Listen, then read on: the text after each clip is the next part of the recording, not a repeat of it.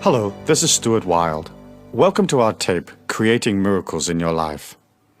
In this tape series, you will learn an understanding of the universal law. We will look at the nature of your life's mission, and we will develop an action plan so that you can absolutely materialize those things that you want. Through the laws of attraction, you have the ability to pull to you almost anything that you can visualize and make a part of your feelings. In order to get a good grip of this concept, I would like to read you my book, Miracles.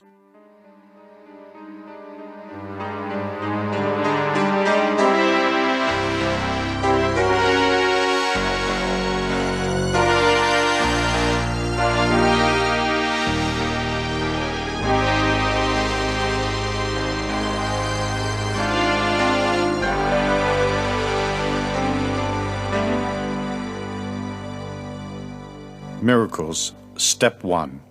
Understanding the Universal Law. Creating miracles in your life is no more complicated than understanding the metaphysics of the universal law. And because that law is basically indestructible and therefore infinite, we know that the power used by miracle makers in the past is still available today. Yet in our modern society, we're brought up to believe only in those things that we can logically understand. We are not taught either that the universal law has limited potential, or that this power is at our disposal and can be used to work miracles in our own lives.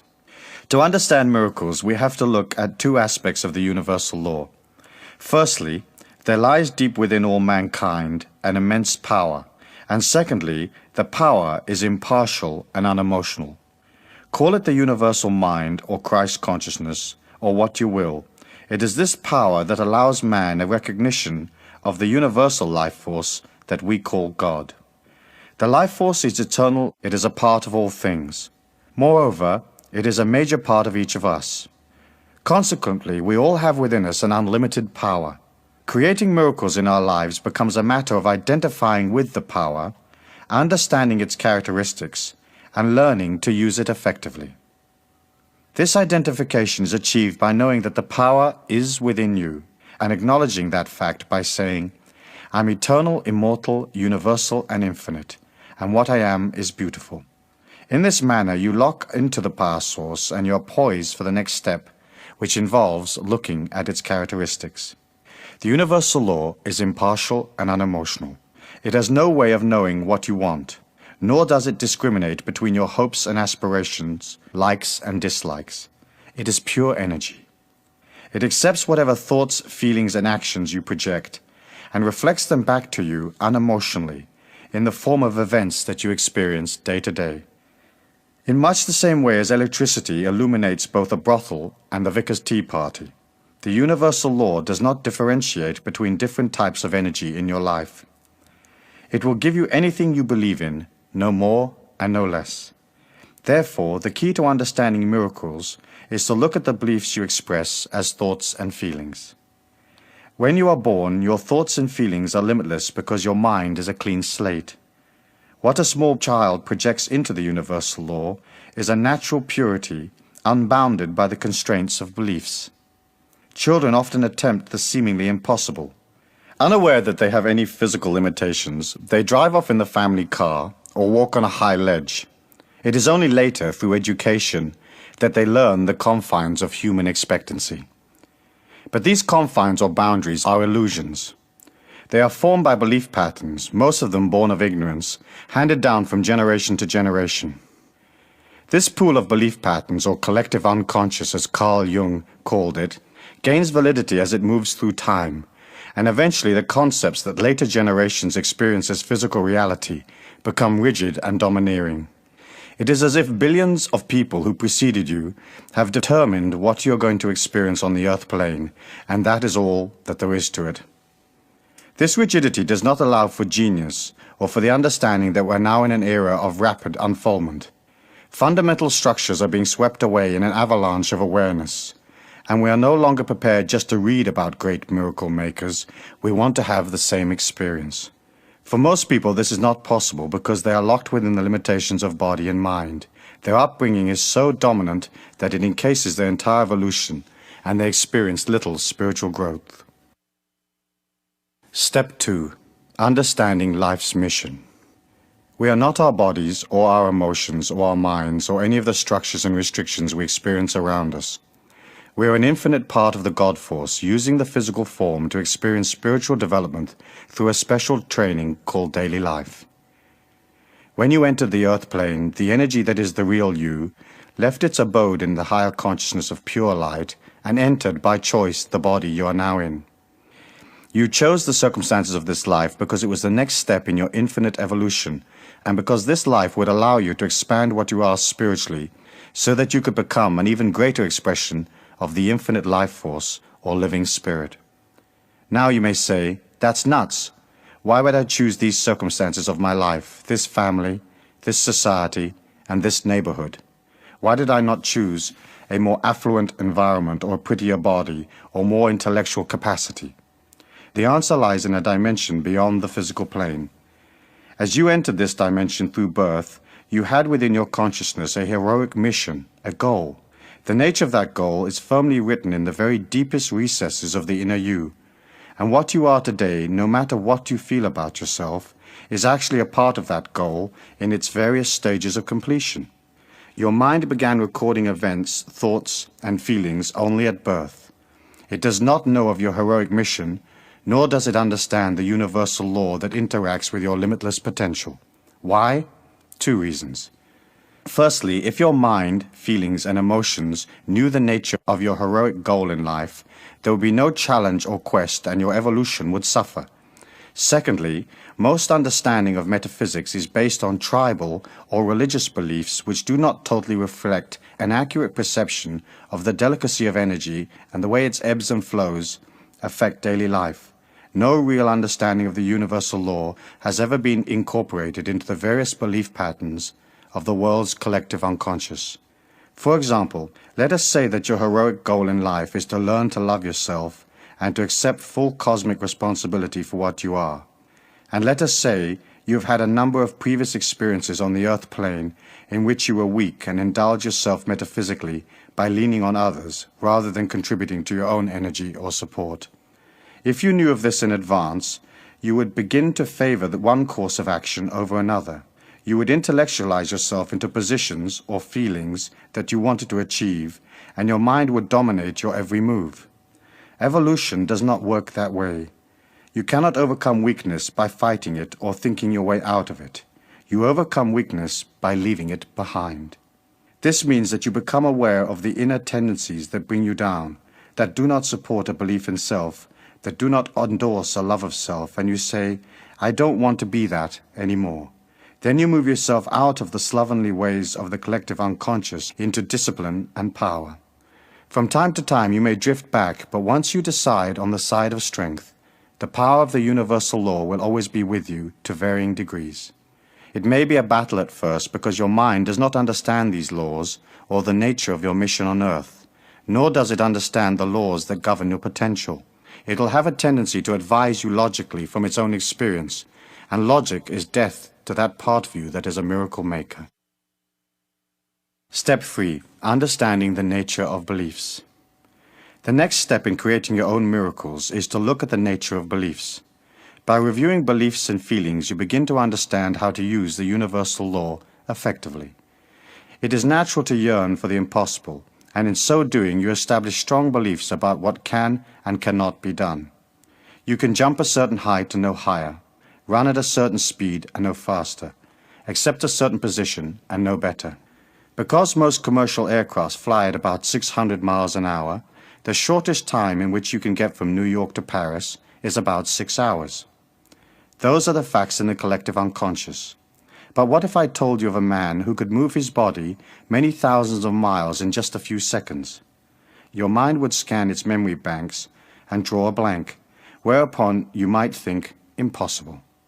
Then perhaps you might review all the scientific data available and conclude that this feat is unachievable. All scientific knowledge and current thinking are products of the same collective unconscious, and just the fact that 1 billion people have no concept of a man moving 3,000 miles in a few seconds makes it impossible, but the billions of people are wrong. There is a dimension right here on the earth plane in which such a feat is possible, and there are few people alive today who know of this dimension and use it. It is a matter of perception and belief. Your ability to work miracles is predicated entirely on how easily and quickly you can give the collective unconscious the slip. It is your attachment to the collective unconscious or world belief patterns that hold you back. This attachment, which you accepted at birth, is your main challenge in life, and your spiritual goal is to step above it. Eventually you realize that in order to become a part of a higher consciousness, you have to leave where you are right now and step into the unknown. That is why all the tales of the path of the initiates talk about loneliness. For as you move away from the old energy, there's a sense of loss. As you take that step, your perceptions expand gradually to accept a higher vibration of self, and you understand what others believe is a part of their evolution, but is not the sum total of all of the facts. We experience life through the five senses, the windows of the soul, and we are taught what capacity those senses have. Yet each of them has a dimension that is many times deeper than is normally perceived, and those dimensions will open for you as you move towards them. Let us look at feelings. Through feelings you can enter into other worlds, and clairsentiousness, a heightened sense of feeling, is a capacity you can learn to develop quite quickly. It is not as acute as extrasensory sight, but it is deep, and through it you can enter into areas of perception that few people ever experience. Everything around you is energy. Your body, its various organs, your thoughts, the physical place you inhabit, the events of your life, each expresses an energy. A part of that energy is perceivable through the five senses, but most of it is beyond normal perception. By opening to the power of the universal law and controlling the mind through centering and discipline, you become aware of the subtlety of energies around you. You will find that you can use your feelings to guide you through life. As you move into a situation, push your feelings into whatever lies ahead. How does it feel? What is the universal law saying to you? Which areas flow and which do not? After a while, this exercise becomes simple and very accurate. You may not be able to see all the subtle energies around you, but you can learn to feel them, and soon you will find the information from the universal law has a way of jumping at you unexpectedly. Events in your life gather energy as they come toward you, and you can feel that energy weeks and even years before they occur. Science will tell you that it is not possible to foresee the future, and that is true for those who believe it so. But as you move out of the world's group perception, feeling and even seeing the future will become second nature to you. To harness the universal law effectively, you should watch its manifestation, which is basically every event in your life. Then link each event to your underlying feelings and attitude. Realize that when things go well, it is solely because you put that image into the universal law and it responded. Imagine the universal law as a shipping clerk in a large mail order company. He gets your order but has no idea who you are. If the order says size 8, he sends out size 8. It is of no concern to him whether or not size 8 fits you. He merely complies with your request. In daily life, your feelings, thoughts, and attitudes are your order form. So before you decide to change your present conditions, you will have to be very sure what you want from life. The universal law reacts spastically to uncertain messages. You have to write clearly, and you have to be able to accept whatever you're looking for. Let us say you want to win a large sum of money, give up your job, and spend the rest of your days laying in the sun. You dream about the cash, and you sigh and you say, "Wouldn't it be lovely?" But is that actually what you want? You might very soon find yourself bored, and though your mind would like to lounge in the sun, the inner you might say, "I should have stayed where I was. There was more potential there." Creating energy for yourself, through the universal law, is not just a matter of wishing for things willy-nilly. You have to realize that the power is within you, and once you take the first step towards it, whatever you create will be for your highest good. It might not be exactly what you thought you wanted, but you had better be ready for the consequences. Before embarking on a miracle action plan, you ought to spend some time meditating on the conditions or material objects you want. The universal law is the shipping clerk waiting for your clear and concise order. The currency with which you are going to pay for it is belief. To create something with absolute certainty, you have to establish the feeling within you that it has already happened, that the condition you desire is already a part of your life. That can be hard because your mind, knowing nothing about the workings of the law, fights back. You affirm, "I am rich," and your mind contradicts, "You're not." The conflict that developed confuses the universal law, which is about to deliver your heart's desire. This clash of opposing energies has been the challenge of the would-be initiate since the beginning of time. It is the hunt for the Holy Grail, or the slaying of the dragon. It states that no one enters the kingdom of heaven within until he has tamed the dragon of negativity that he inherited from the collective unconscious. Figuratively, you will have to leave the earth plane even though you may be still very much a part of physical reality. Dimensions are not out there someplace between you and the stars. They are inner worlds or inner journeys. These journeys have an inner reality and an outer manifestation in the physical.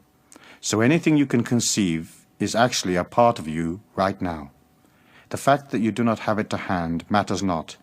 Whatever it is that you conceive is in a state of gradual becoming. If you affirm, I am rich, you have to start feeling rich, thinking rich, and holding a rich attitude. Walk around expensive stores. Have coffee in the best hotel in town. Begin to act and feel as if you already have the vast fortune you know the universal law is about to deliver to you. This way you create a concrete reality of wealth within your inner journey, and it will then become manifest in your outer journey, the physical world.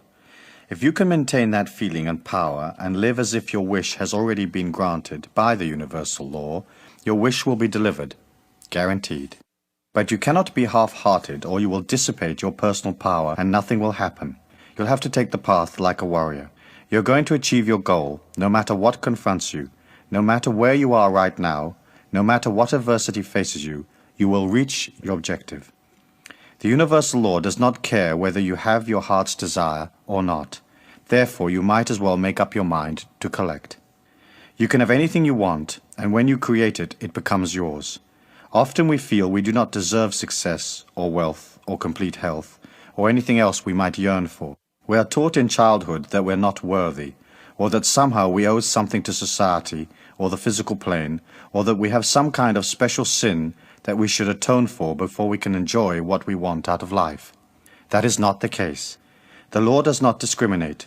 It receives your energy and delivers diamonds or plain rocks, depending on what you put in. It is very important to look at the negative feelings you have about yourself.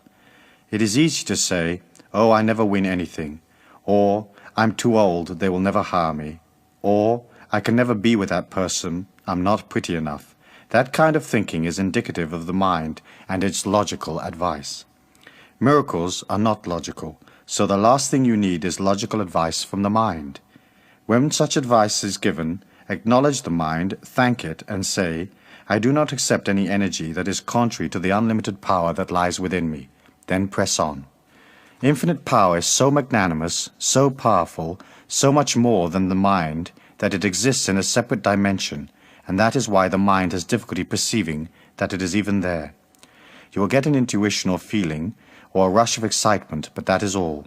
You cannot really hear it, touch it, or taste it, but it comes around the mind like a breeze, and when it starts to work in your life, you will know it by the quality of the people and the events that surround you.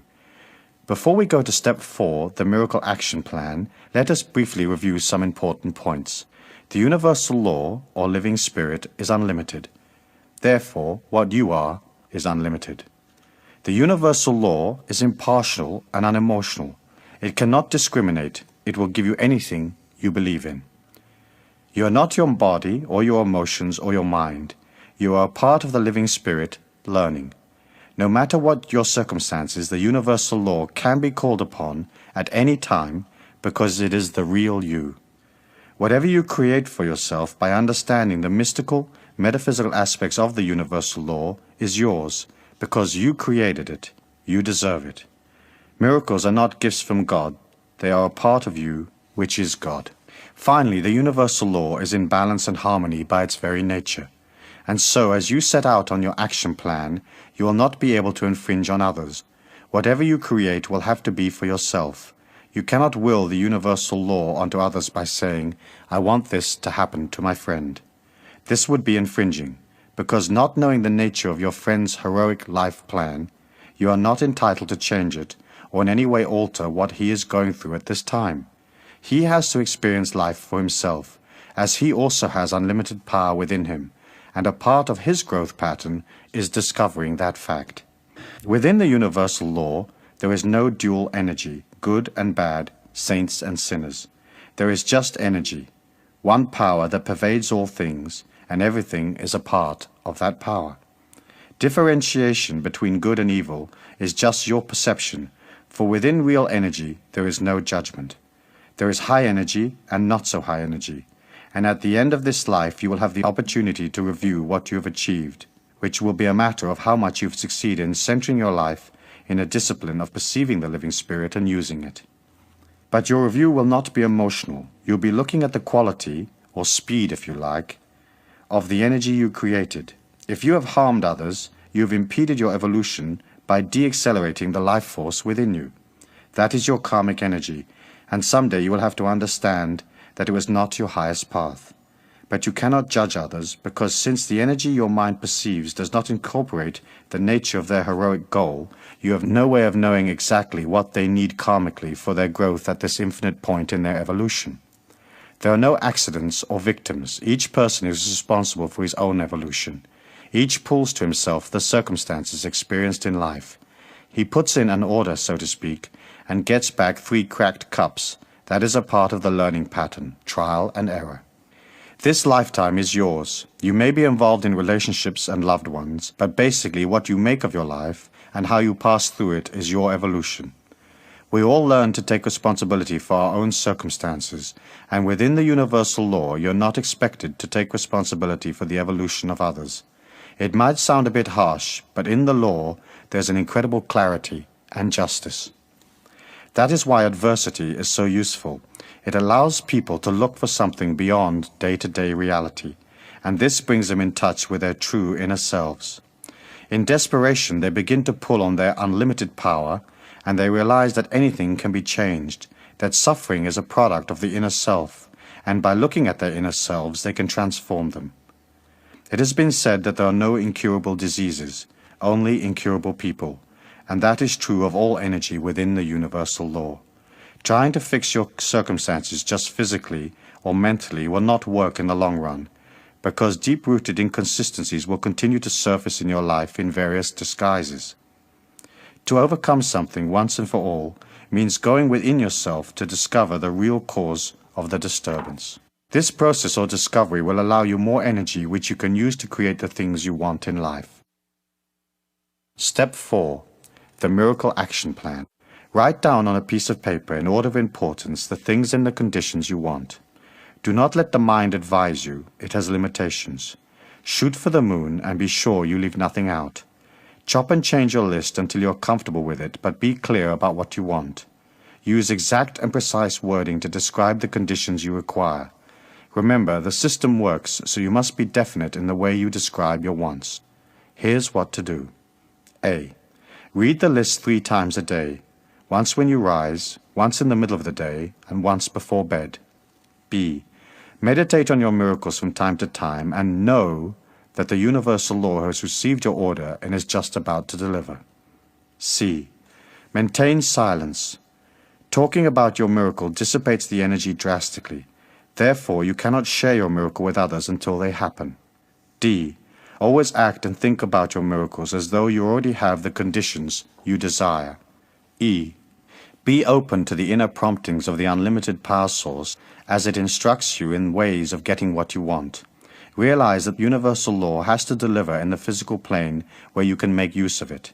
Your heart's desire can come from anywhere, so do not limit your field of expectation. Remain open and flexible at all times. F. Smile a lot. The first miracle is on its way.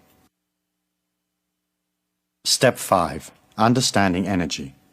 Since the mind has no way of knowing how the universal law is going to deliver your miracle, do not waste your time trying to figure out. Just know. Your thoughts should be like acorns that develop gradually into oaks. If you dig them up to discover how things are going, your tree will perish. It is important to avoid fretting. Center on the feeling that some way, somehow, the universal law will not let you down because everything in the universe is energy. Solid objects appear as such only because their atoms and molecules move at the speed of light. In fact, reality is both solid and not solid at the same time, and this applies to thought forms. They are real and even more powerful than physical reality because they are not constrained by the limits of the material plane. You cannot take them apart and analyze them. You have to create them and let them fly. Through your enthusiasm and belief, you energize the universal law and encourage it to deliver. Try at all times to keep your thoughts pure and on target. If doubt creeps in, do not allow it to dominate for long. Look at doubt from above yourself.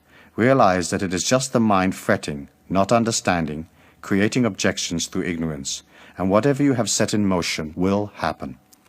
As you work with the power, it'll have a way of showing you the next move at every turn. Believe in it.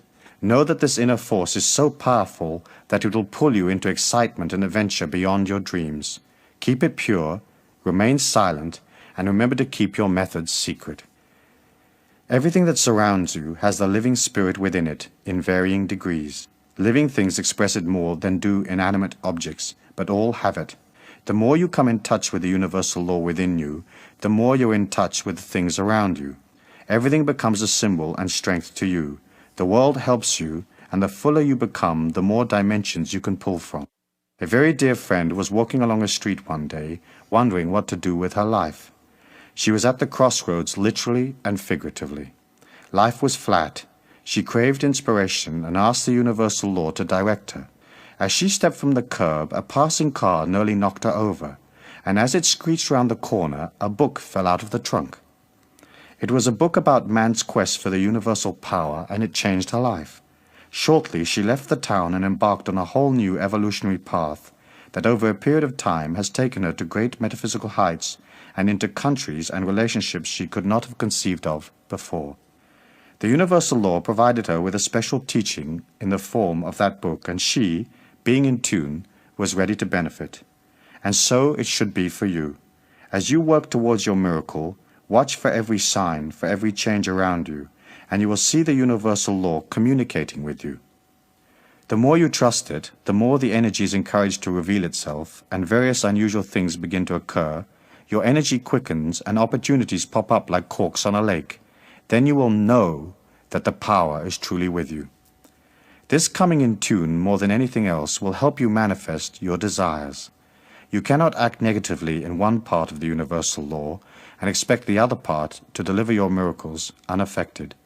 As you watch your life, you become expert at reading symbols, and you see that you are the only one responsible for what you are, and that everything around you expresses an energy.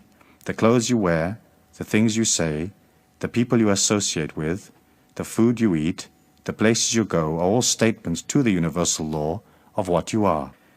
The quality of these statements, or the coming in tune with yourself and your surroundings, is the key to your spiritual unfoldment. What you are has great power. Its energy oscillates and reflects the amount of living spirit or God force that you express. The more you work on your life, the more you accept responsibility, the more energy you will have, and the greater will be your expectations.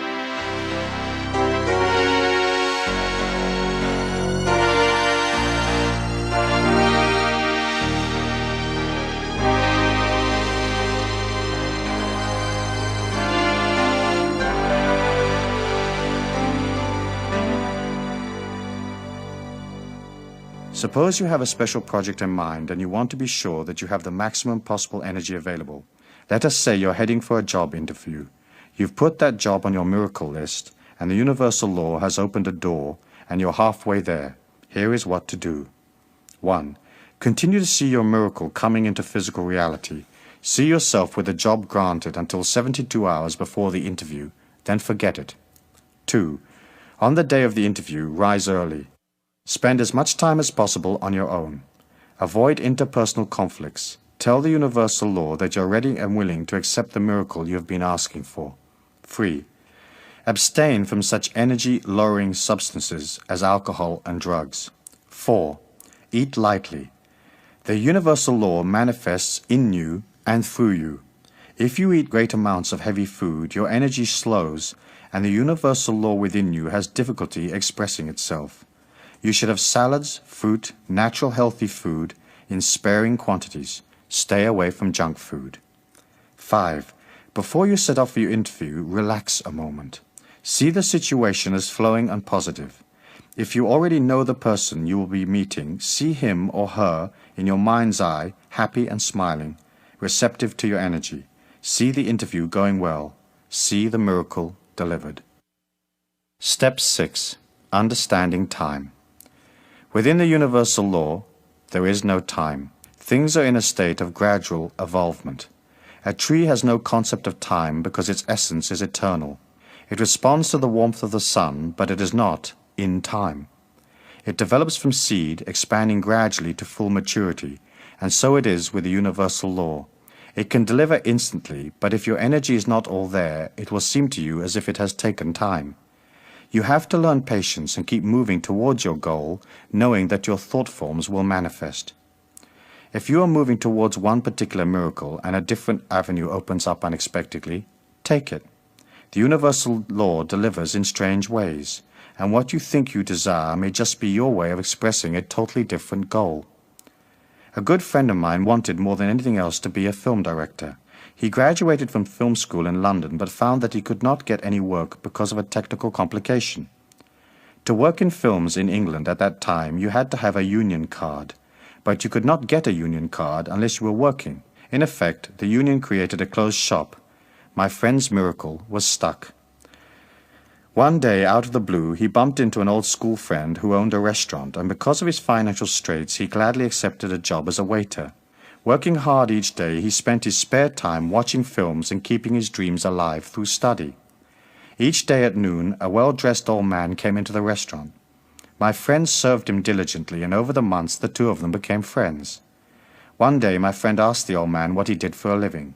The old man replied that he was just about to retire from a job that he'd held for many years. "What job is that?" asked my friend. "Oh, it's pretty boring, really," replied the old man. "I'm president of the Filmmakers' Union. Not much ever happens."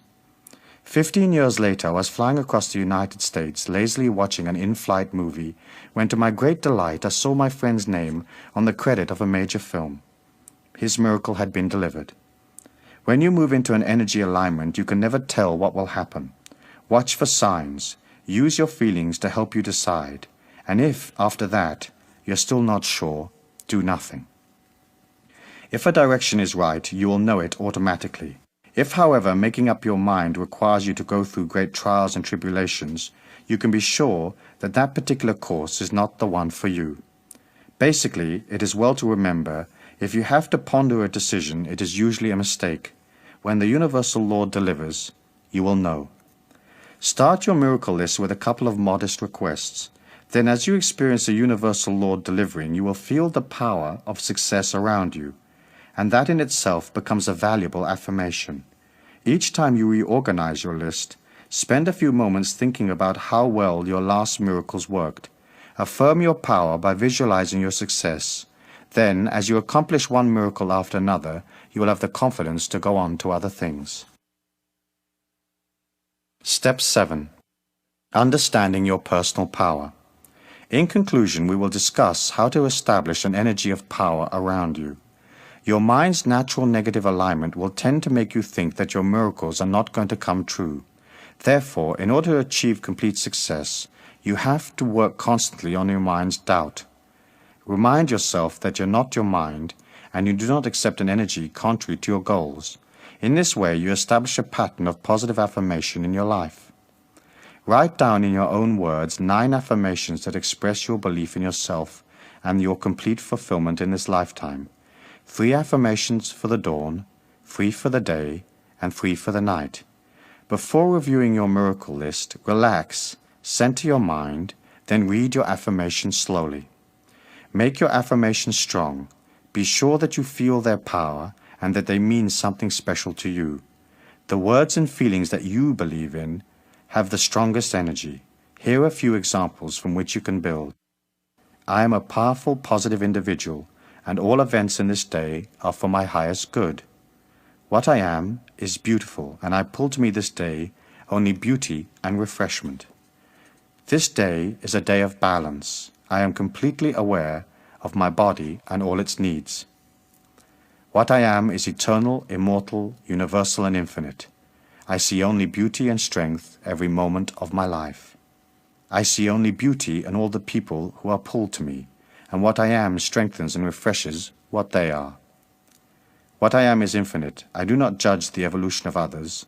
What they are right now is for their highest good. Each action I take this day is an expression of the God force. Therefore, each action I take is a part of my infinite creativity. There is no real sin, only energy.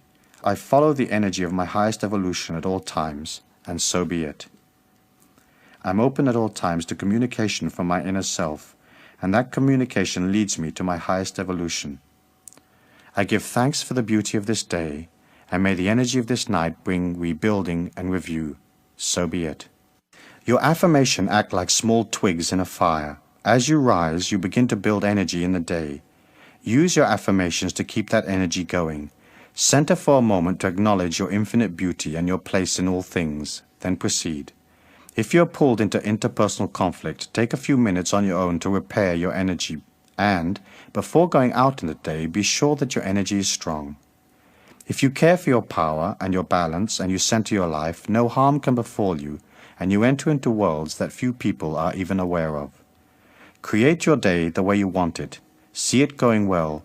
See each person you meet as positive and open to your energy. See the day as harmonious and flowing, and see yourself evolving through each and every experience. Finally, before setting out in the day, see the white light of the living spirit around you, protecting you and strengthening what you are.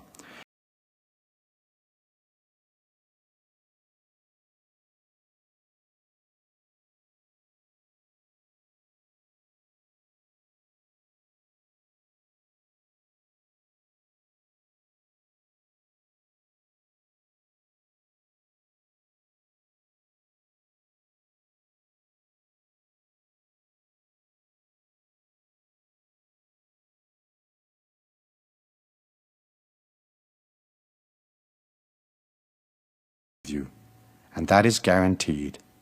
So be it. As we listen to my book Miracles, there are probably a number of concepts contained in the book that you may not be familiar with, or that perhaps is different to some of the religious or philosophical beliefs that you may hold. And I can understand that. And of course my belief is that each person should seek out from the information around them those concepts, those ideals, morals, and values that suit them. You're an individual, and you have to develop your own philosophy of life from within the context of living life. And using that philosophy and that morality, you will develop within yourself a powerhouse of strength because it'll be yours. You won't be living a second-hand philosophy or a handed-down philosophy from somebody else. You'll be creating a philosophy that's strong and powerful, a philosophy that nurtures you, a philosophy that is designed with you at the center, with you at heart.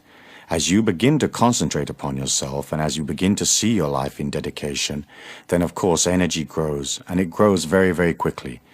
You'll have the impression that things are only moving along slowly, and sometimes perhaps you may even find yourself being a little bit impatient with yourself, striving and yearning for more, and yet somehow not necessarily seeing all the results that you want all at once. However, you have to remember that the inner power that you have is a hidden energy. It does not manifest itself necessarily in events around you. However, as that power exudes, it is like a light that goes out, and bit by bit everything begins to shine more brightly. At first, the change isn't really noticeable because the power that you've exuded over your affairs and your life, the energy that you've placed into your home and your job and the people that you love and the people that surround you, it has a pattern. For that pattern to change, it takes time. It takes time for the light to go inside that pattern of your life, to enliven it. And usually you'll find that it'll take a number of months before the changes begin to occur, and then it'll take a number of years before all of those changes in your life are consolidated.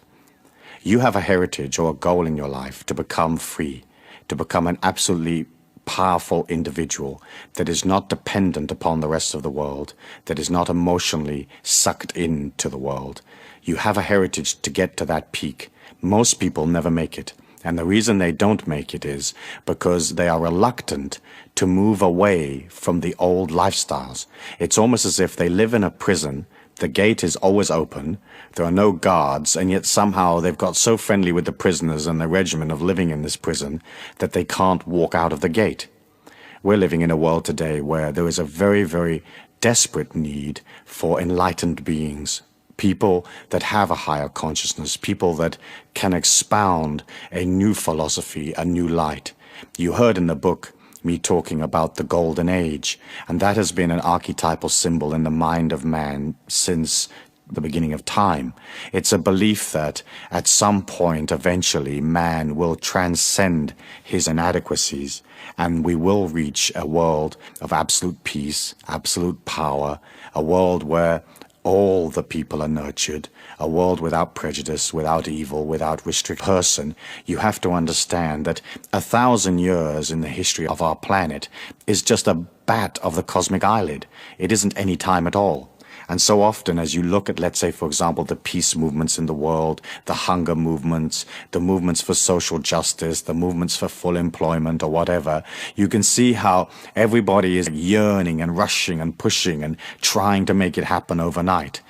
If you put that same kind of negative yearning into whatever cause you feel strongly about, what you're basically saying is the world is not okay.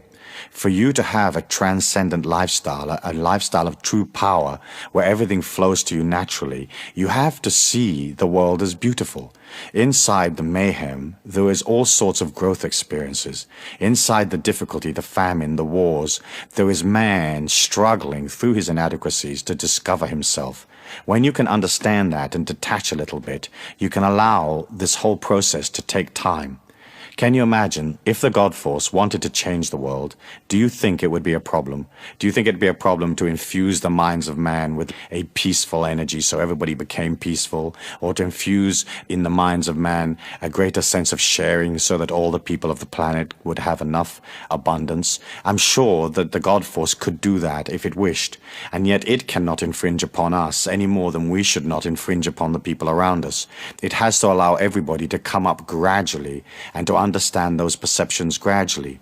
As you become more powerful and a stronger person, people are going to come around you. Your family members are going to want to know, hey, how come you're living a little bit of a different lifestyle? Or how come you've changed? Or how come you're looking smarter and your clothes look better and you're more groomed and it seems like you have more money and more travel and more fluidity?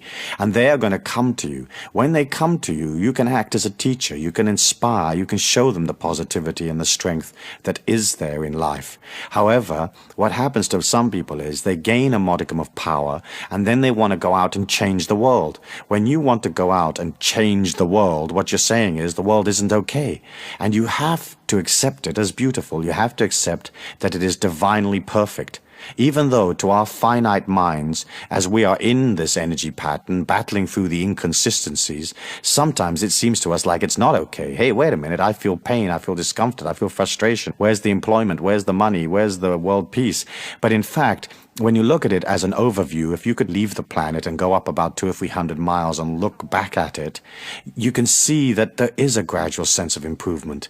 You can look back to the 60s and see that, for example, the energy today in the 80s and as we move on into the 90s is much more powerful than it was in the 60s. And the 60s were more powerful than the 40s.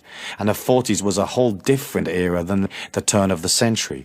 And so you can see that man is coming very, very quickly. I mean, almost like a train through the night in his evolution, but it will take time.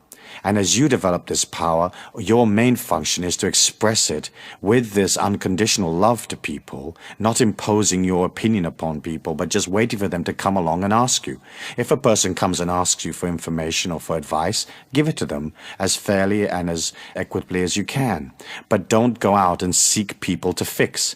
Don't go out into the society and say, I gotta fix this. This is terrible. I gotta fix it. You don't have to fix it. It is what it is, and it's coming up as time goes on.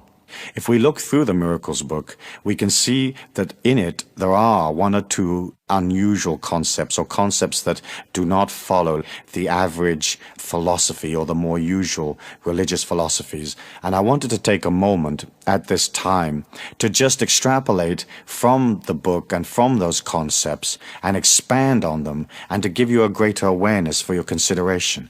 And then you can incorporate those concepts into your life if they feel comfortable for you, if they nurture you, or not include them as you wish. The first thing that you probably will have noticed from listening to miracles is that there is an utter simplicity to it. The process isn't complicated. As human beings, we tend to think that things have to be difficult, that things have to have a modicum of struggle, that getting money has to take effort, that being in love has to mean that somehow we lose a part of ourselves or whatever it may be. In fact, when you look at nature and you look at life and you look at energy in motion, it is utter simplicity. Think of the clarity and the simplicity of a lightning bolt. It isn't complicated. It's just this pure flash of light. And in the same way, as you begin to create miracles in your life, be careful that you don't complicate the issue. Isn't it true that sometimes we'll head off on a project and we'll make it immensely difficult and immensely complicated, but all we had to do actually was walk across the street? When you relax and you allow that freshness and that simplicity and that humbleness to come into your life, things appear automatically. Where it says in the Bible, the meek shall inherit the earth, meek did not mean wimpy or weak or people that you could punch up. It's basically a sense of simplicity, of naturalness, of an alignment to nature, an understanding that everything is perfect and that everything will flow to you. And as you come out of the intellect and more into this magnanimous feeling of limitless inside of you, the simplicity begins to develop and everything has a natural beauty. The next concept that I wanted to discuss was the concept of God as energy rather than as a personality. God as energy has been the cornerstone of all the mystical, metaphysical teachings through all time. And it was an understanding that in fact God is light, and that light is love, it's expansiveness, it's going beyond, it's outward seeking, it is nurturing and caring. In the old tribal days, you can imagine these tribal people with very limited education, with sort of very low IQs, with very low life expectancy, living in difficult circumstances in the desert in North Africa, or a tribal person living in Central Australia. They didn't have an understanding of complex energy patterns. Psychology only began in the 1900s. Words that we take for granted like ego and persona and dream interpretation and psychoanalysis are all very modern concepts. In the olden days, tribal man did not go into his mind to seek out the complexity of the psyche, the complexity of the subconscious mind. And so you had a tribal system where there was no electricity, there was no modern appliances. They just lived on the land with their animals, with their loved ones and tribal members around them. And so they had tribal leaders and tribal princes. Dukes owned various chunks of the territory. There were warlords and shoguns. And so it was natural for them to express a higher power or a divinity in a personality. I think one of the things that I found most interesting as I studied history and I studied the philosophies of nations as they developed was that most gods are male. In almost all of the traditions, they're male. And the reason that they are male is that the hierarchies of the tribes, the princes and the priests and the leaders of those tribes were also male. There wasn't a conception of powerful goddess female. There has been that goddess energy naturally throughout the whole of history. But generally speaking, if you look at the major religions and the major philosophies of the world, God is always a male figure. And the reason that is so is because the tribal leaders and the warlords and the people that ran the tribes were considered the most powerful energy within that tribe, and they were masculine because they lived in a very earthy time. They had to be warriors to survive. They had to scratch a living from the earth with no tools, no electricity, no equipment to do it with. And so it was very important to be strong, and if you weren't strong, you died. In biblical times, life expectancy was only 20 to 30 years. I mean, if you were a 30-year-old male, you were old. I mean, really old. And wise. And so as you look at this tribal system from which we have come and which is so much a part of our inner feelings, and you can see that we've inherited the masculine God idea from those early days. If you are in a religion or a philosophy that has one of these masculine God figures of the top of the philosophy or as a divine entity in the philosophy, then what you need to do is to somehow take the image of that masculine figure and bring it into yourself. As you try to expand power, it is almost impossible to do so if you see God outside of yourself. And the reason why it is so difficult to do that, if you do see God outside of yourself, is that what you're saying is, I do not control my life. Some entity above me or beyond me is controlling my life. And of course, that is the case for the vast majority of the population.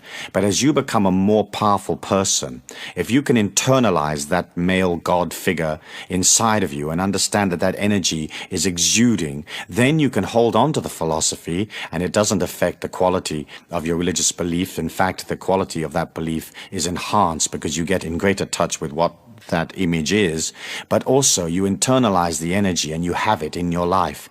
And I think that's extremely important. You see, in those days, in the olden days, it was very hard. I mean, it was impossible, in fact, for a tribal member to understand God as light because they weren't part of energy. Today we understand it. We understand what's in a light socket. If somebody talks to us about a laser disc, we may not necessarily know what a laser disc is in its intimate details, but we have an idea. We know what a laser beam of light might be. And so we're infinitely more sophisticated. If you met some of the characters out of the biblical times, you'd be amazed at how thick they were, you know? You wouldn't hang out with them for 5 minutes because you, inside you, have all of the energy of 2,000 years that has come on since. And so you have the sophistication of a society that's moving so many thousands of times faster than it was in the olden days.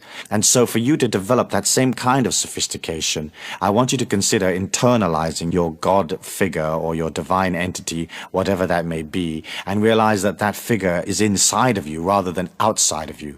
And I think that's a comfortable way of converting yourself from one of the more older traditional philosophies into a philosophy of self-empowerment. And that, of course, is my main interest. I don't have an interest in changing your religion or changing your philosophy. I only have an interest in seeing that you become a more powerful being.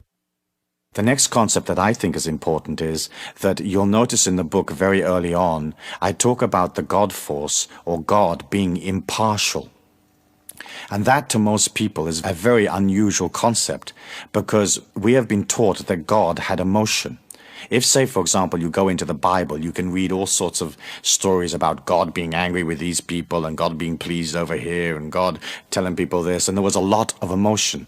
If you've been to the Middle East and if you've been to the Holy Lands, you know that the people that live there are extremely emotional people, and they have a sense of exaggeration about the way they describe things. When two people have a fight in an Arab country, it may be only a fight about a car parking space outside the local cinema, but the way they talk to each other is in vastly exaggerated terms. I mean, they threaten all sorts of mutilation and mayhem to each other over one little parking space. When they're in love, they do the same thing. They talk about the moon and the stars and the light of the person's eyes and their incredible beauty, and it's just a way of talking. And as you look at that, you can see how we inherited in modern times the idea of an emotional God. In fact, that isn't correct. The life force that permeates all things, the God force that permeates all things, is an energy that has your evolution at heart and loves you because you are it and it is you. But it is not intimately involved in whether you're happy or not happy, or whether you had cornflakes for breakfast or didn't. And so when you pull out of that emotional relationship, then you win back part of your own power. I've been involved over about 10 to 12 years in research in altered states of consciousness, and I've been through the whole gamut of what is open to people in that area, including trance states and out-of-body experiences, ESP, psychokinesis, and 1,001 things that go bump in the night. And one of the things that I found was that I had the ability to entrance my mind and to achieve very, very low levels of brainwave activity and still remain awake. A normal person, or a person that hasn't trained in brainwave techniques or in altered states of consciousness, as their brainwaves slow down, they automatically cross the threshold into sleep. And the training basically that I was involved in was a training of learning to stay awake when the brain is basically dormant. As I got involved in that, I began to see symbols, and I trained in understanding how symbols express themselves in those inner worlds. And one day, when I was in a meditation, in a trance, I saw this tube. And it's the same tube that people who've had near-death experiences describe. And it's a tube that seems to lead to other worlds. If you're familiar with those near-death books, basically what happens is somebody has a terrible accident and they get them to hospital and they basically die. And in that death process, they come out of their bodies and usually they go up this tube or this tunnel. And at the end of the other tunnel is some kind of celestial kingdom. And often they're met by some kind of spiritual entity or Jesus or whatever their symbol is. And then, because their body recovers on the operating table, they get twanged back into their body. Usually the spirit entity says, "Not yet." And then bang, they're back. And the surgeon's pumping adrenaline into their heart. Well, one of the things was that when I was in these altered states of consciousness, I saw this tube. And eventually, over a period of years, I had the ability to move up through this tube and to direct my consciousness to the other end of the tube and to enter into those celestial worlds. One of the first things that I discovered there was the nature of this God force, or this light. And so when I talk to you about the God force, I'm talking to you from my own experience. Subjective as it might be, it's an experience that I've actually had. And the light is more magnanimous, more loving, more expansive than there are real words to describe. But the first thing that I did notice was that that light or that energy didn't have a lot of stuff or opinion about who I was.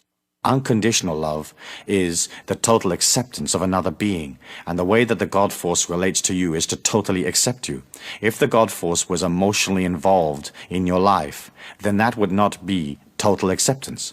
And so that was one of the realizations that I had in these experiments, and I've talked to other people who've had the same experience, and each and all of them confirm the same characteristics of the impartiality. And the impartiality does not come from not caring. It is not like the life force or the God force doesn't care about you. It's more like it loves you so much that it'll allow you the time and the patience to become what it is you want to be. As you look at the book, you can see that I talk about how the world is energy, and that your body is energy, and everything that you are is energy. If you can begin to identify with that infinite self inside of you, rather than your body or the physical things around you, you very, very quickly link in or go back into that infinity inside of you. And I think that's important, because the way to create a miracle is to understand that it'll have to move through energy to get to you.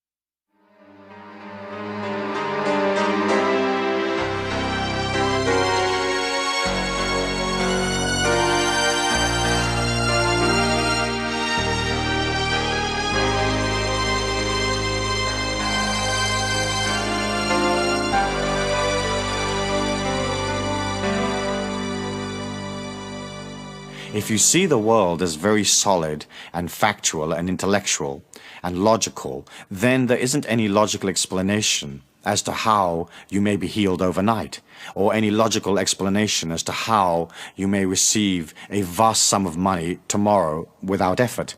But when you look at it as energy and you understand the laws of attraction, you are basically pulling to you the results that you need through a dimension that is not solid. If you see your body as solid, and see the circumstances around you as solid, it somewhat limits your ability to believe in it happening.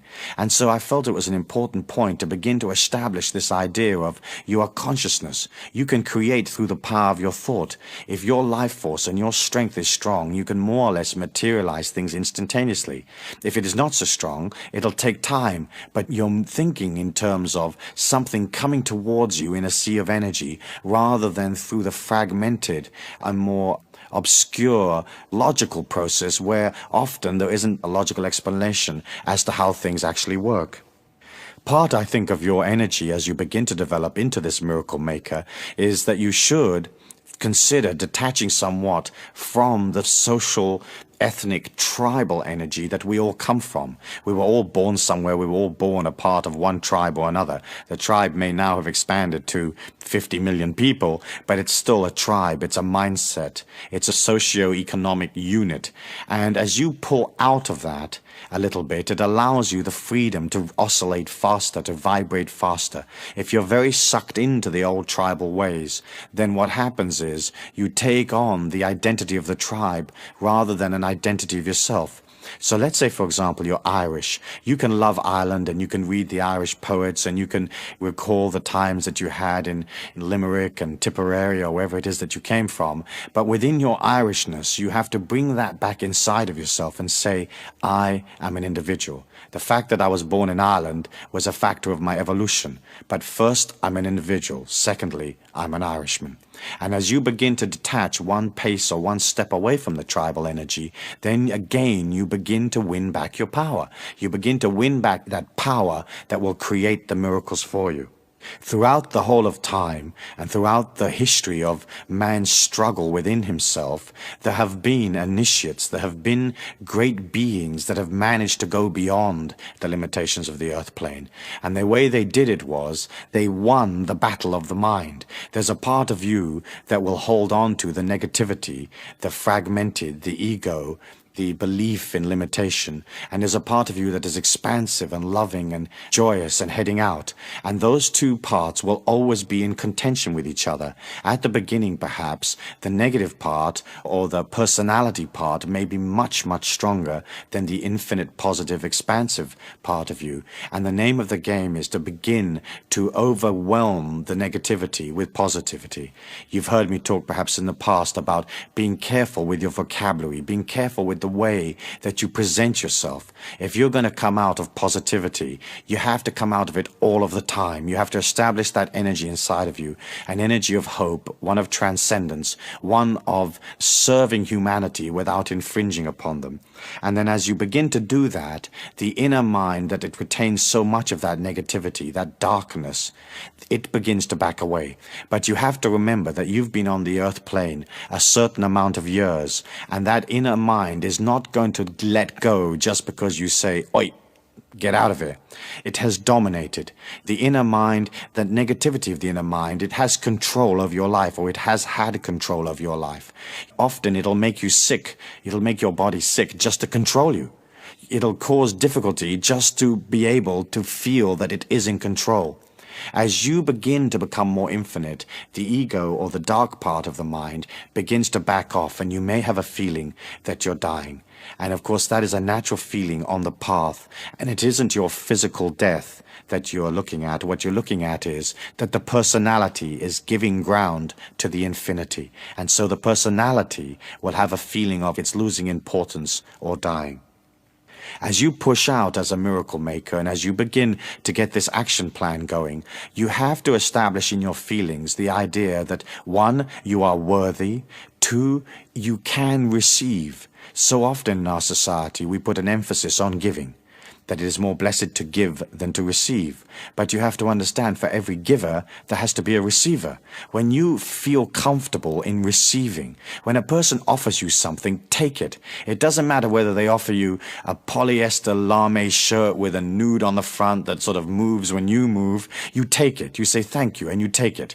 And it doesn't matter if you don't want it, because sure enough, if it becomes a part of your possessions in that kind of energy, then somebody will come along to you and they'll say, listen, I'm going to the party and I need a polyester shirt with a nude on the front that moves when I move. And you'll say, well, I've just got the perfect one.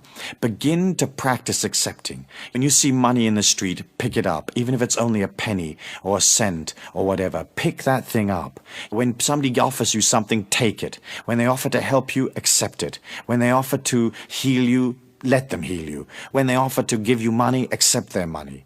And as you begin to open to receiving, then that energy can come to you. Look at nature. It doesn't have a problem receiving. The animals don't sit there and think, gosh, I better give rather than receiving. They're flowing naturally and simply through the forest, and they receive. And they receive nurturement for one kind or another, food and water and whatever they need to survive. And so I want you to center upon that. I want you to center on being a person that is ready to receive. And once you are comfortable with receiving, then the quality of your giving is enhanced because you're bigger. You're a wider, more expansive person. So often you'll get people that center upon giving, and they give little bits, and always with considerations and limitations and conditions. Imagine when you get to the point when you can just give freely. You're radiating this sunshine from your heart, and that can only come if you have trained yourself to receive.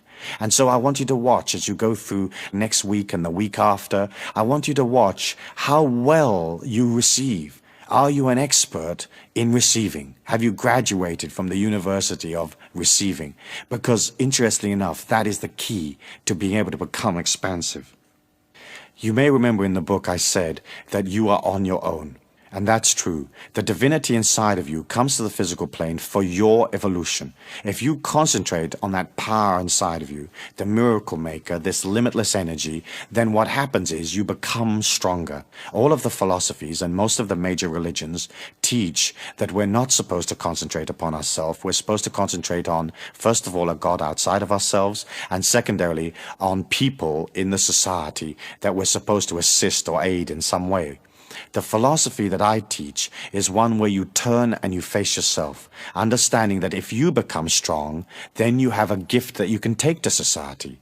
So many people I meet as I travel and do seminars in the Pacific and all over the world, they want to serve humanity, they want to give, and yet they don't really have any true power with which to give.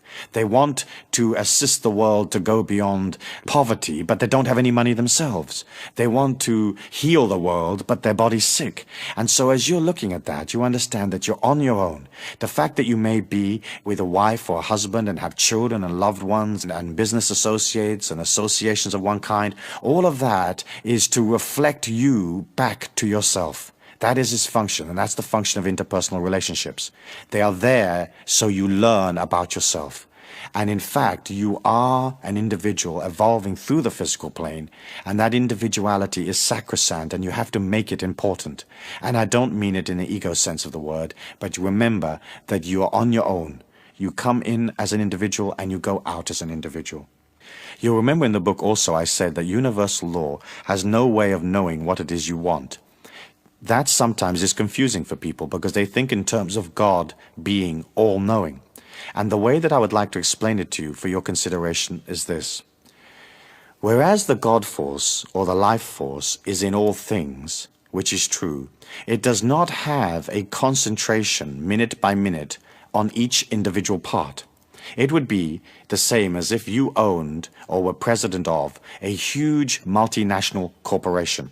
You may know that you have a branch in Nigeria, but you don't know at 9 a.m. on Tuesday whether the secretary is off sick or not, or whether the electricity has blown a fuse and the telex isn't working, or whatever it may be. You're not intimately, emotionally involved in the day-by-day, hour-by-hour events in your office in Nigeria. All you're interested in is the information that flows into your head office, and that's how you're controlling the situation, or that is how you're allowing this corporation to evolve. The life force, being in all things, not having an opinion, being impartial, is not involved in knowing what you want or having a decision. It is not as if God says, for you to be rich is good, for you to be poor is bad. God doesn't say, we want you to be healthy. And it doesn't say, it's bad to be sick. It doesn't have an opinion. And if you think about it, that idea sets you free. Because once it doesn't have an opinion, it can reflect back to you exactly what you are with an uninterrupted and totally pure reflection. You don't want a reflection coming back to you that has somebody's opinion in it, because you'd be heading off to the beach and the opinion might say, go to the concert, if you know what I mean.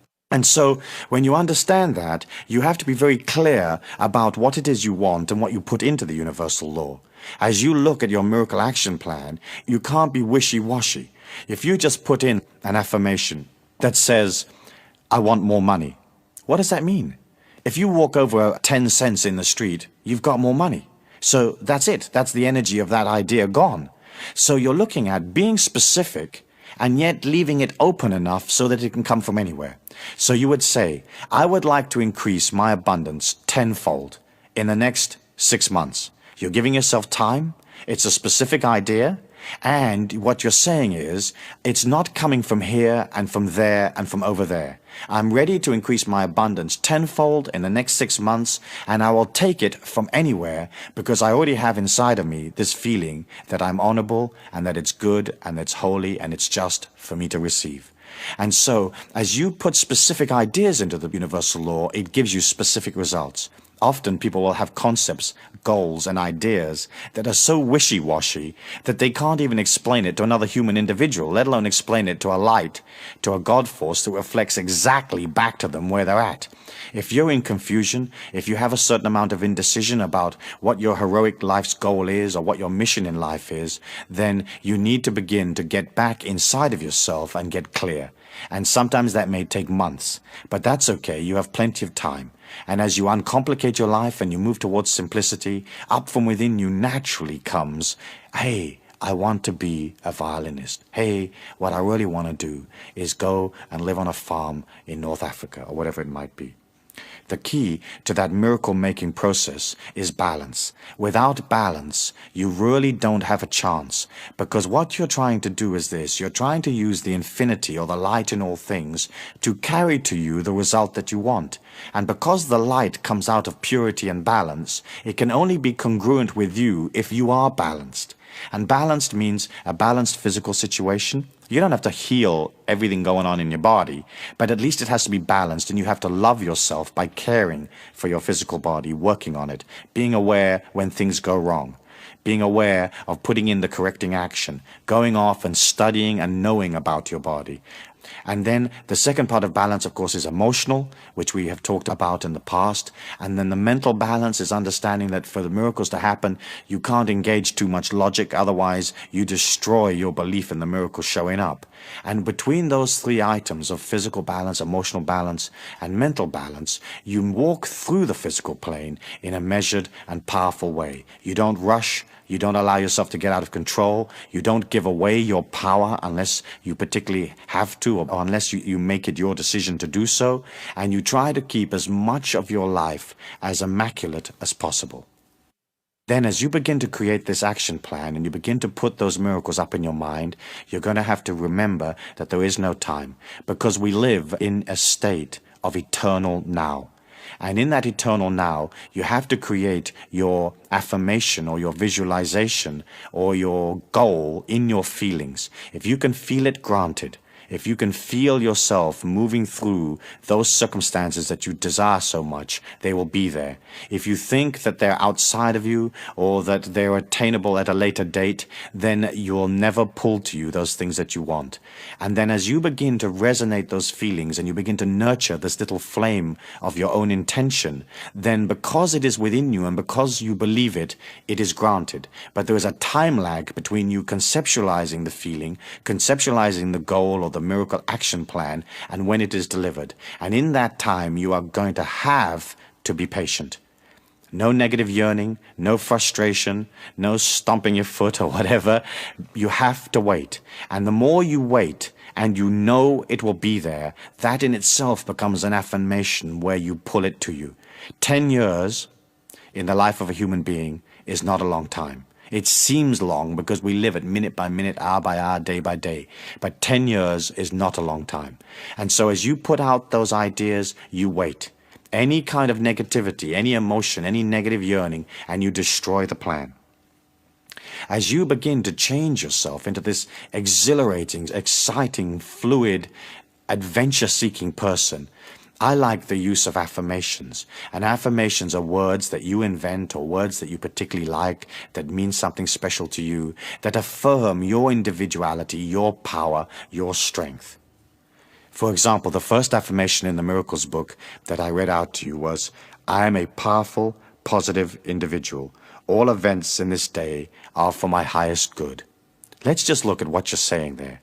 You're affirming that the power lies with you and not with somebody else.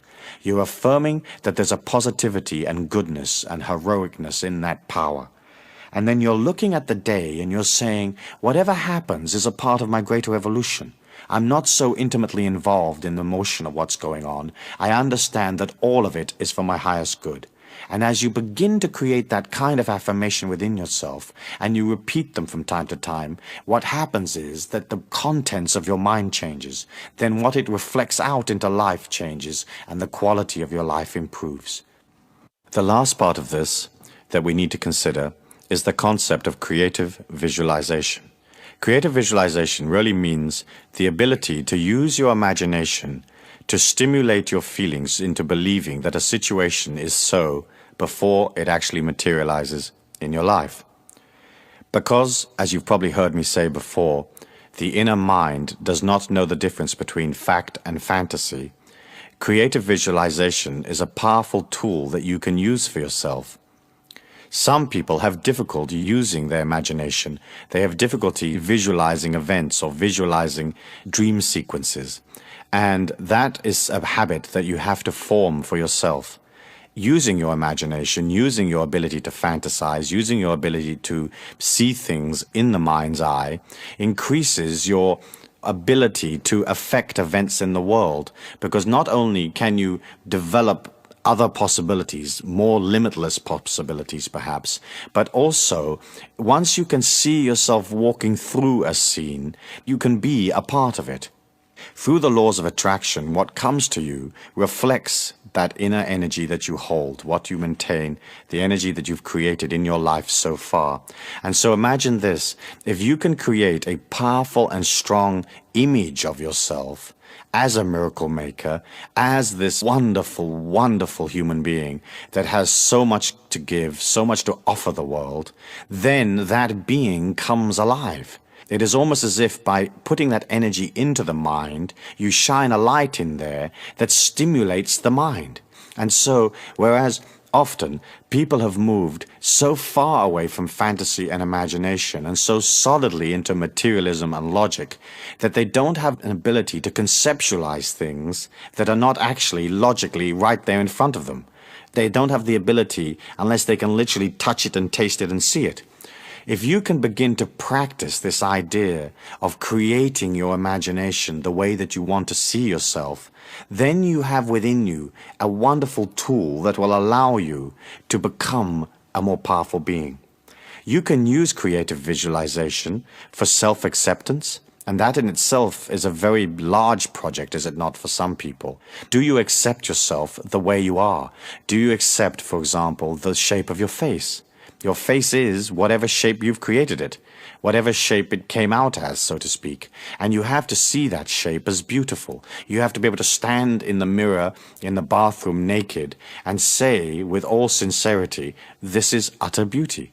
And once you can see that beautiful, it becomes more beautiful. Once it becomes more beautiful, to say this is utter beauty becomes simpler. And so first of all, you can look at the whole concept of self-acceptance. If you will give yourself time to go beyond your limitations, if you will forgive yourself for your transcendences or for those parts of yourself that are less than powerful or less than honorable, then you begin to heal your entire personality. There's nothing worse than meeting a person that has a tremendously fragmented personality, full of guilt trips, full of negativity, full of lack of self-image. What's nice about you is that you have this positive image of yourself. And as you reflect a positive image of your own worth, then other people reflect that back to you. Isn't it true that if a person has that victim energy inside of themselves, if they feel that they're a victim, life seems to fall in on top of them and create victim? And when you meet one of those people, it's almost as if you want to go punch them in the mouth just to keep them happy. And they pull that to them. When you can see this image of yourself in this loving forgiveness, this unconditional love that you have for yourself, then it becomes simple to transfer that to others. When a person is uncomfortable or frustrated or angry, what they're really saying is, I'm angry with myself. When they judge or criticize or moan, they're judging and criticizing themselves. Because when you're centered and balanced and happy, you will see only happiness and beauty around you. And if somebody does something that you don't like and you are balanced, it won't affect you. It's only when you are not in balance and you don't have a strong idea of self-image and self-acceptance that you criticize others and that you express this negativity to the world, and those people that you are negative to will react negatively back to you. And so the creative visualization process is to see yourself as this complete individual. You haven't completed your journey. You're not perfect, and that's perfect that you're not perfect. You can begin to put all that new energy in, and you can begin to look at your life. You avoid those areas that cause you emotional problems. I don't mean avoid in the sense of dodging them, but what I mean is you are careful not to be sucked into situations you know that you don't deal with well. You engineer your life to enhance the strengths, what I call raise statues to your strengths, and then eventually all the weaknesses fall away. The next idea that I'd like to discuss in relation to creative visualization is for you to begin to visualize what is your higher purpose in life. To have a life that's just mundane, working and surviving and procreating and bringing up the kids and doing the washing up or whatever it is not a life of excitement. It doesn't have a higher purpose. And for you to visualize that higher purpose inside your feelings, it begins to give you something to go for. It gives you a higher ideal, a dedication to the force, a dedication to the things that are truly wonderful in life. And so that would be your next step. Once you have a powerful image that you can carry out to the world, that can be some use to the world, then you're looking at developing a dedication, a higher purpose. And if you don't have a higher purpose in your feelings right now, then use creative visualization to see yourself walking in or walking through life with some kind of higher purpose, whatever that purpose may be. There are many possibilities open to you. Perhaps a great diplomat, a peacemaker, perhaps a person of great creativity, perhaps a person who brings to life this incredible ability to nurture and to care for people. Perhaps you're an organizer and that's your gift to the world, that you can organize it. Perhaps you're a leader and you can lead it. Perhaps you're a supporter and you can attach yourself to a leader and know and understand that the supportive role is as important as the leader's role. Perhaps you're a healer, that you can bring a healing to yourself and to the people around you. But each and all of us has something that we can contribute. Your gift to the world is what you are. And of course, if you're happy with what you are, your gift is a happy gift. Next, you may want to consider using creative visualization for goal setting. And the whole trick to goal setting is to not set goals that are impossible for you. Because if you can't conceptualize it in your feelings or visualize it in your feelings, then that goal will never be reached. And so I like goal setting, which is only a little way in front of where you are now. And so everything is manageable and everything is possible. And it isn't something where you're asking for the absolute impossible, because there are things that are impossible to you right now, given the total quantum of energy that is you. However, as you begin to grow from one goal to the next and you begin to expand your experience and your abilities in the physical plane, then other areas and other goals and other possibilities become real to you. The other thing about goals is, of course, that you have to have the ability to let them go, to release them. You're going to go for the goal. If it changes, change it. You don't have to be dogmatic. Isn't it true that when you see people that set out on some kind of quest in a very dogmatic way, and they live 20 years in the desert looking for some type of little beetle or something, you often wonder, why do they bother? Why didn't they see that after 1 or 2 years in the desert, looking for this beetle was a totally worthless way of spending their life? But what happens is we give the mind a task, and it's almost like it fixes itself upon that task. And I think it's important for you to be fluid and to change the goals whenever you need to. You can use creative visualization to see yourself through projects. If you have a project that you have to deliver at a certain time in a certain place, or you have a creative idea, more than likely you're going to pull to you other people that will help you make that project work. And as you begin to pull other people to you, you have to understand that they will have all their own beliefs and their understandings of what the project is, and somehow you have to transfer to them what it is you want, how the project will be handled, how the thing will materialize. As you do that, you have to have a strong image of what is the project. And creative visualization allows you to run through in your mind. It's a bit like a dress rehearsal where you run through the project and you see it coming to its final glorious conclusion. As you run through the project in a creative visualization process, you can not only look at any kinks and bumps and things that perhaps you may need to change in order for the project to be successful, but also you begin to infuse the project with light and positivity. It's almost as if the project is an idea in the mind of man. You are pulling to you other people. You have to create the project in their mind, and all of you have to infuse the project in light. When you look at the physical plane, it is all materialization of thought form. If you look at a famous bridge, that's a solid bridge, but it was originally a thought form. And the thought form had to have light, it had to have positivity, it had to have the ability to complete the project, it had to have follow-through, financing, and maybe 1,000 people worked on putting that bridge together. But somebody somewhere was guiding that thing and granting everybody an idea of what the thought form is. Hey, this is the thought form, this amount of scaffolding, this amount of steel, this amount of concrete, this is how we'll hold the bridge up, this is how we'll pay for it. And so when you go through creative visualization, you can infuse into your life this light that will allow these projects to take place. It's particularly important, say, in a business situation or in an office, where you have to motivate other people and a whole group of you have to get together to materialize an action plan or a sales force or whatever it is that you're doing. As you begin to see all of those people responding positively to you, you can also begin to use creative visualization to see them understanding what the project is. Often, when a project fails, it fails because of a lack of communication. People cannot read your mind. You will think that they automatically know what you feel and who you are and what you want. They don't. And you can say to somebody, please dig a hole here. And you presume they know what you mean. But inside the mind of the person listening to the instruction, they don't necessarily know.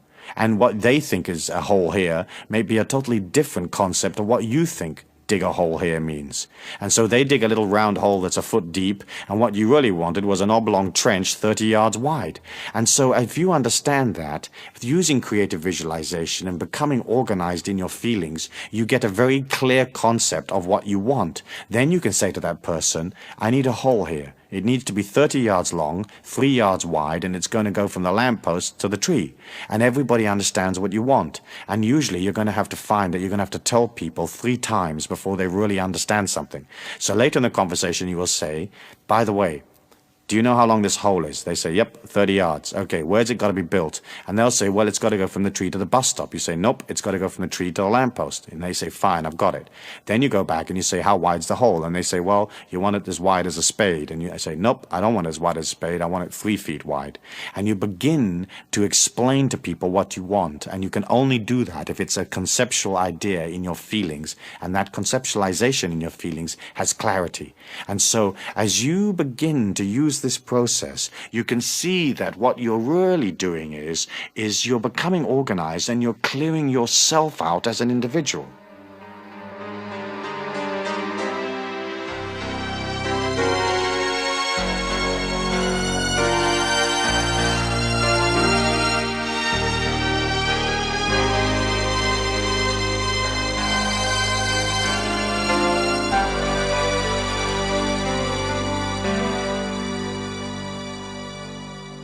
Finally, I think that creative visualization can be used most effectively in creating for yourself a sanctuary. As I said earlier on, you are an individual and you are on your own. The only way you can get in touch with who am I and work upon yourself is for you to pull out of the hustle and bustle of daily life and to look at yourself. And that sanctuary is a place where you are in prayer with yourself. And that prayer can be in any way that you want to pray, or it can be a meditation, or it can be listening to music, or it can be running on the beach. But you do have to have time where you begin to look at your feelings, where you begin to process all of the negativity out, where you make the negativity little by making it unimportant, and you make the good things, the glorious things, the loving things important. And that, I think, is one of the main functions of creative visualization. As you develop this technique, the Miracle Maker's technique, one of the things that perhaps you're going to want to work on is your ability to pull prosperity. And of course, the very first thing that you have to do is you have to go beyond the tribal beliefs of scarcity. The world is not scarce. It is superfluous in its abundance. There is more of everything that we'll ever need than we can possibly use. We believe in scarcity because we're taught it. Using the creative visualization technique and using the miracle action plan, you can begin to see yourself more prosperous. And that is going to be vital for you because you're going to need money. And with that money, you're going to buy those experiences and those understandings and that knowledge that you need to acquire. And so as you begin to see yourself more prosperous, you become more prosperous. It's as simple as that. What makes a very wealthy businessman wealthy is the fact that he's comfortable or she is comfortable with money. She's comfortable and he is comfortable with receiving. And he sees himself in the marketplace creating many things. And those many things bring that kind of abundance. What you're doing then with your visualization plan or with your miracle plan is you're writing a film script and you're creating a film where you're living comfortably in luxury with all the things that you need around you, and all of that money energy is there. You're organized. You've got a way of taking the money. You know how to account for it. You can bank it. You can add it up. You have it in balance. You're conscious so that you know how much money you have. You don't find yourself spending 5,000 and earning 4. You find that you are in control. And in the same way as you have to train yourself to know who you are, in the same area in money, you have to train yourself to know about what resources you have, what they bring in, and how much your lifestyle costs. If you've got yourself out of control and your lifestyle costs more than you're actually earning, you have one of two options. One, reduce your lifestyle. Cut out those things that are not necessary, that are not absolutely needed for your life. And the other thing is to go out into the marketplace and create more money. There's a simplicity in that most people miss. But it is simple. And it is simple to be in charge of money and to be powerful and to have the money that you want in your life. But first, it has to be a concept inside of you. A creative visualization and feeling that you will always be looked after, that there will always be enough money. As you develop desires, as you develop goals, you have to understand that your goal has to be like a purpose in life rather than an addiction. As you develop a goal to become a great musician, that would be a purpose. And the purpose of being a great musician would be, 1, you're expressing creativity, 2, you're doing something you enjoy, and 3, you're giving that joy to others. If that purpose becomes an addiction, it becomes obsessive, then you begin to destroy the quality of the desire. The whole reason why desires come about is that it's almost as if you can ignore them. Once you have the desire, you can put it out there, you can do all the things that you're going to need to do to materialize the desire, but also a part of you has to release the desire. And if you say, well, if I don't become a great musician, what I'll do is I'll just get joy from playing whatever music it is I play. I'll get joy from listening to other people's music. I'll get joy of creating this dimension of sound around me that gives me pleasure. And so you have to be careful with that, because so often desires become obsessions. And that, in a way, has a way of destroying your ability to materialize that desire. It all really goes back, does it not, into you believing in yourself. And of course, you can't say to a person, hey, believe in yourself, if they don't. What you have to do is you have to begin to see your life as an affirmation of your belief in yourself. And as you begin to see where the successes are, what works and what doesn't, then slowly but surely you come into an energy where believing in yourself is natural. You naturally know that you can follow through, that you can deliver. Finally, I'd like to say this. The planet Earth will be healed. There will be prosperity for all people. There will be an end to wars. There will be a golden age. However, as humans, we have to understand that it may take time. It may take a long time. But we can be sure that it will be there because it is so much part of the inner yearning of humanity. When you pull out of the day-to-day life and you become prosperous, you become peaceful, your body is healed, you have already created the golden age within you. And so if we are walking on a planet and there's 4.9 billion people, if you are one that has the golden age there already, you begin to create that for everybody else. Your gift to the world will be this power that you create. And you will create it silently. You won't wear it on your sleeve, sort of pushing it upon people or bragging about it. You just create power. And you create this golden age around you, and people will see it inside of you. And they'll say, gosh, isn't that person marvelous? I mean, aren't they wonderful? Look how calm and peaceful they are, how poised they are. Look at their sensuality, their beauty. Look at their understanding, their knowledge, their wisdom. And you become that energy. Nobody is going to come down to the planet Earth and wave a wand and fix it for us. We're going to fix it as individuals. You fix it for yourself, and then you radiate that magnificence to others. That is your gift to the world, and that is your higher purpose in life. Thank you.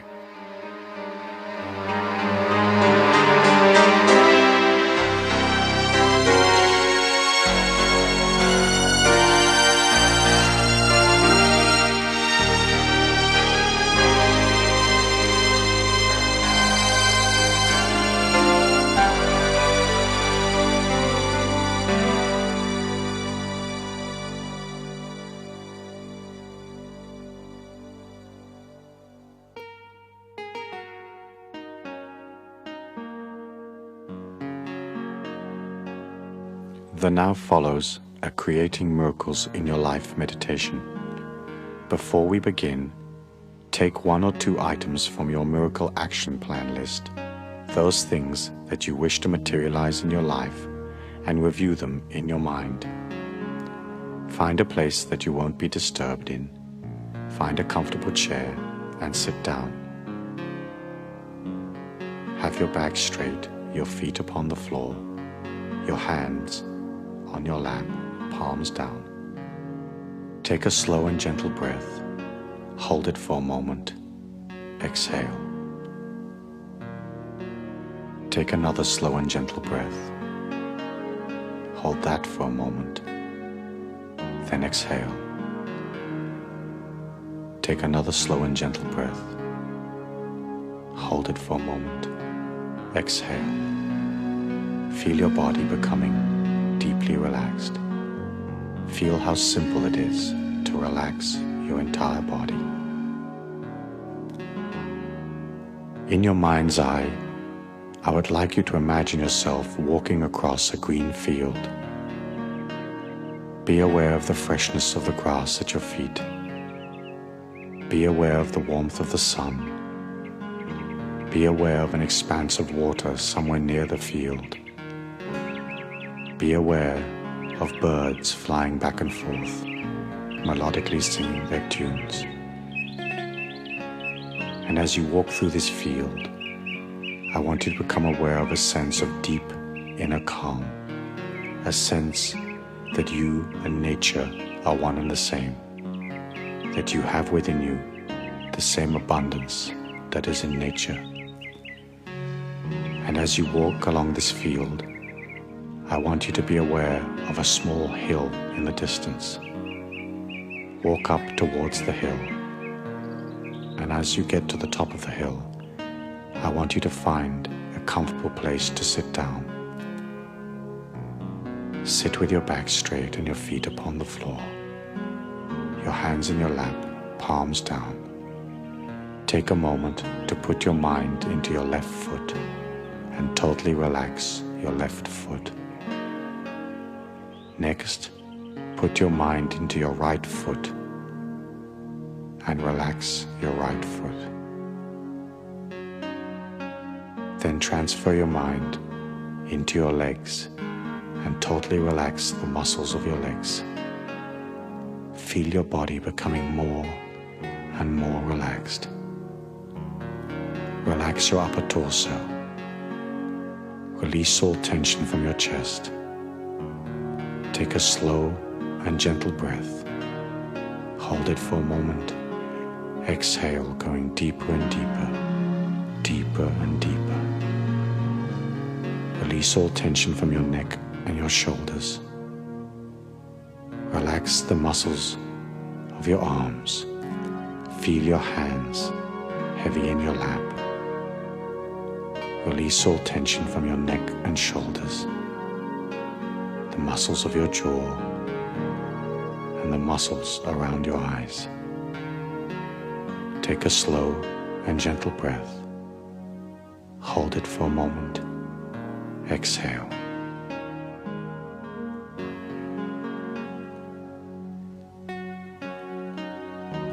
As you sit there in nature, I want you to be aware of a small forest that's nearby. Get up from where you're sitting and walk calmly and gracefully toward that forest. Begin to walk into the forest. Begin to feel the life force of the forest all around you. Feel yourself entering deeper and deeper into the forest. You become aware of the fact that it's getting darker and darker. The vegetation all around you is getting thicker. Your progress is slowing somewhat. As you move through this forest, feel a deep sense of inner security, even though you do not know where you're going. Continue to walk down this path through the forest. And as you do so, be aware of the vegetation that is thickening around you. Be aware that somehow, some way, your progress is slowing almost to a standstill. And as you look at your body, be aware of the fact that the vegetation is growing around your limbs and around your legs. Allow the vegetation to hold you and to wrap you. Be aware of vines and bushes that are growing around your arms, holding you in position. Allow that to happen. Allow that to be. And as you look at these vines and you look at the vegetation that's holding you in place, become aware that that vegetation is in fact your limitations, the programming that is a part of your mind. Be aware of how much that limitation has served you in the past. Be aware of how those limitations have allowed you to reach this point in your life. Become aware of the fact that you now wish to release those limitations. Beside you, there in the forest, is a stick. I want you to move your body just a little bit so that you can pick up the stick. Once you have the stick in your hand, I want you to begin to thrash and to cut and to break away that vegetation and those vines that are holding you in place. Do that now. We'll wait for you.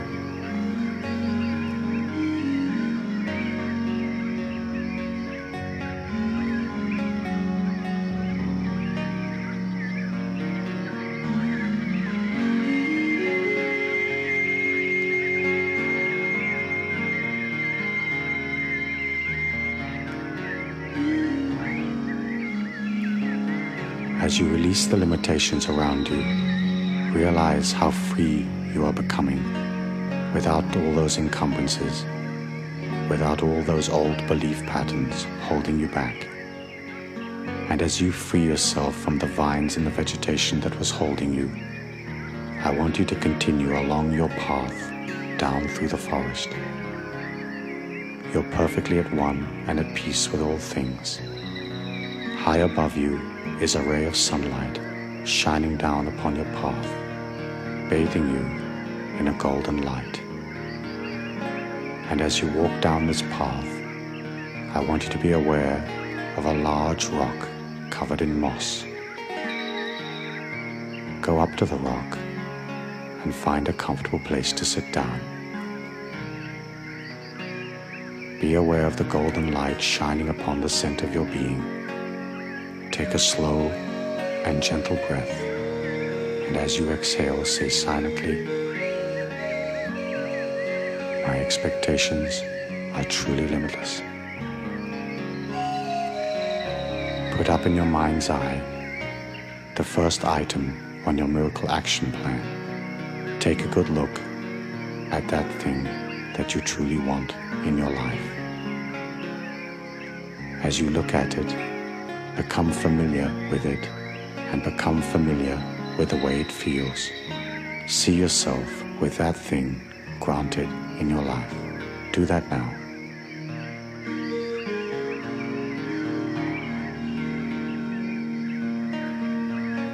When you're truly familiar with what that thing feels like, I want you to put it on like an overcoat and have it permeate every molecule of your being. Make it a part of your life. Feel it granted. Know that it is there. Next, put up another item from your miracle list and take a good look at that. Turn it around. Feel yourself a part of it. Feel those circumstances unfolding in your life. Be sure that you and the thing that you desire are one and the same, congruent in every way. Take a moment to look at the second item on your miracle list.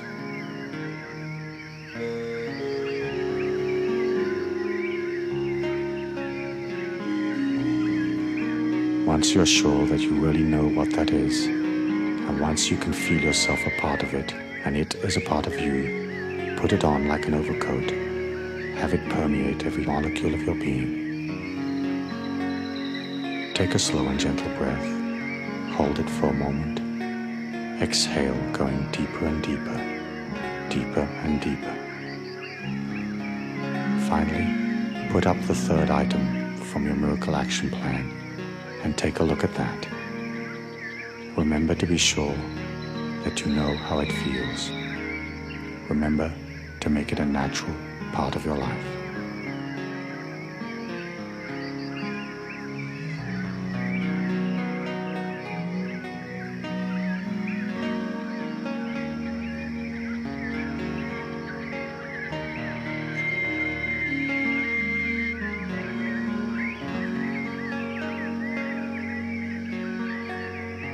And once you and that item are one and the same energy, put it on like an overcoat and have it permeate every molecule of your being.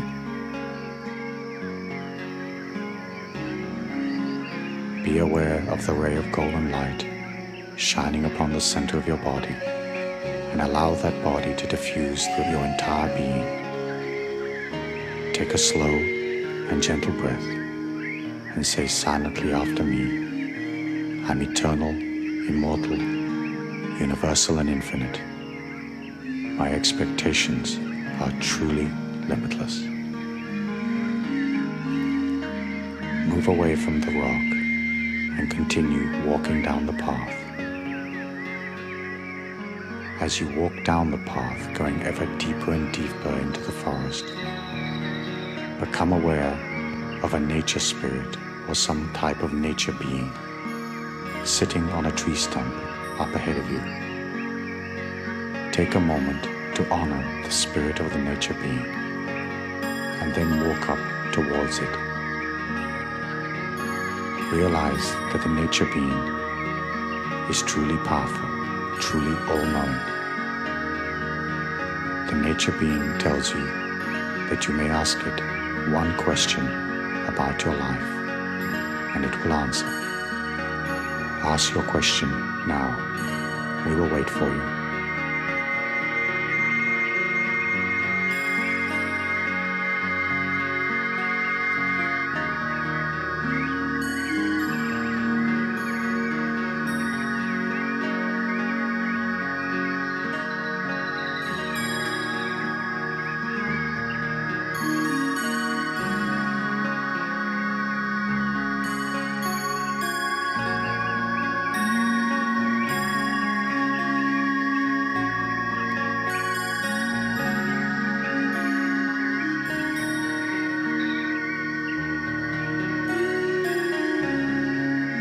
Once the nature spirit gives you the answer to your question, turn around and begin to walk out of the forest once more. As you walk down the path, be aware of the rock once more. Be aware of the ray of sunlight shining upon your being. And as you come through the area where the vines and the leaves originally held you, be aware that some of them have now grown back. Take the stick and cut away the last vines, the last limitations. And when you feel totally clear of any restriction or limitation in your life, walk gradually and peacefully out of the forest. Walk down the little hill and across the field, and then turn and face the sunlight. Allow it to shine upon the center of your being. Take a slow and gentle breath and repeat after me. Change is a natural part of my life. All things are possible to me. I am what I am, and what I am has beauty and strength. And in your own time and space, open your eyes and return to the physical plane.